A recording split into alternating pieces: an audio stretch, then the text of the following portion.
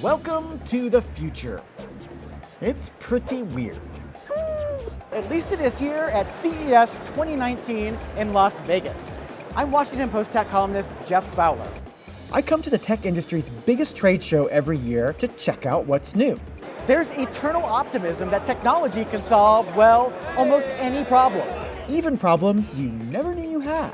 What happens when you put technology into, well, everything?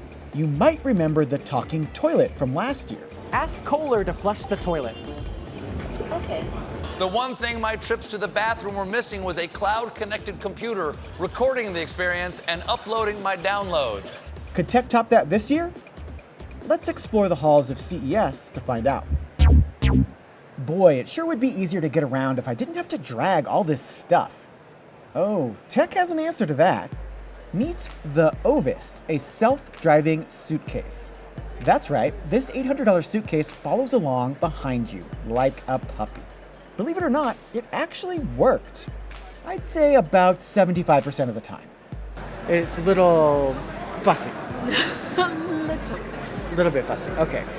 How does that work? A company called ForwardX figured out how to use cameras all over the suitcase to help it identify you, as opposed to someone else at the airport, and then lock on and follow you at up to 6 miles per hour, avoiding obstacles along the way. It's actually quite a tech leap. So you're saying the world's most advanced technology and research into artificial intelligence has given us a suitcase that can follow us along? Yeah. But your suitcase isn't the only thing rolling on its own at CES. What about your television? This is the LG Signature OLED TVR, a 65-inch TV that literally rolls up inside a box when you don't want it blocking the view in your house. But with a TV like this, who wants to be inconspicuous? How many times can you roll it before it breaks? I would have to say it's never going to break, but we've been told at least 50,000 cycles it's able to go through. What if you do it like 200 times a day? I doubt somebody would do it 200 times a day. It's pretty impressive. Unless you just want to do it for fun, to show off to your... Isn't that kind of the idea? The screen is made with OLED technology, which, in addition to having fantastic image quality and high prices, is also capable of bending. How much is this gonna cost me? I don't have anything for you today. So do I have to be a millionaire or a billionaire? I think it will be accessible to more than billionaires. On to more practical concerns. What is this? This is a fully automated dog toilet. Yep, for $1,000, Lassie can get this version of a cat's litter box. Sensors know when the pooch climbs on and does his business, and then it closes up this door and washes it all away.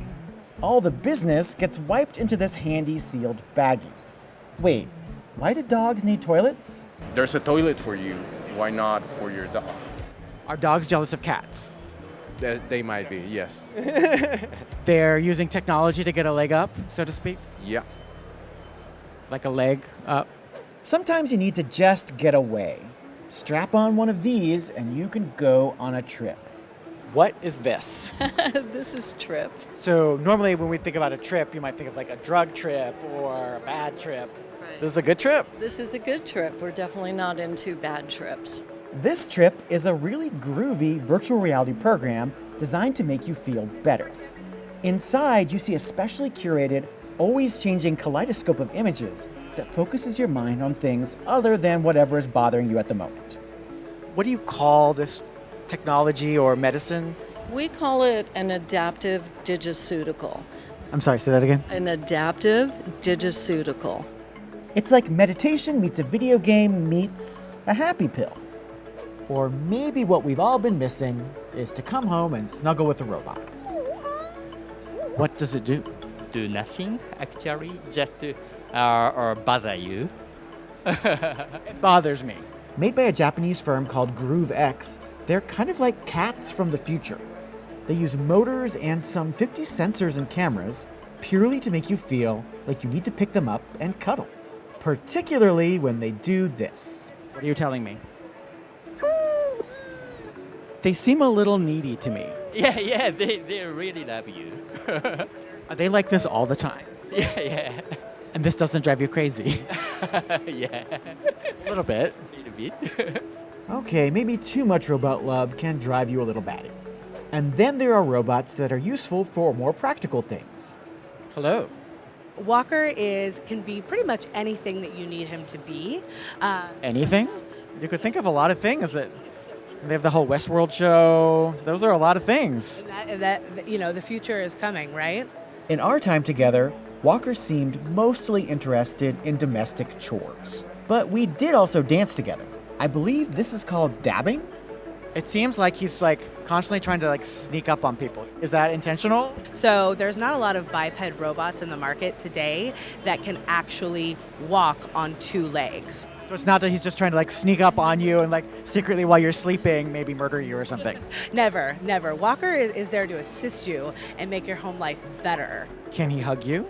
He can hug you, yes. So the arms are actually programmed with all of the servos to feel the weight and understand when to push up and push back.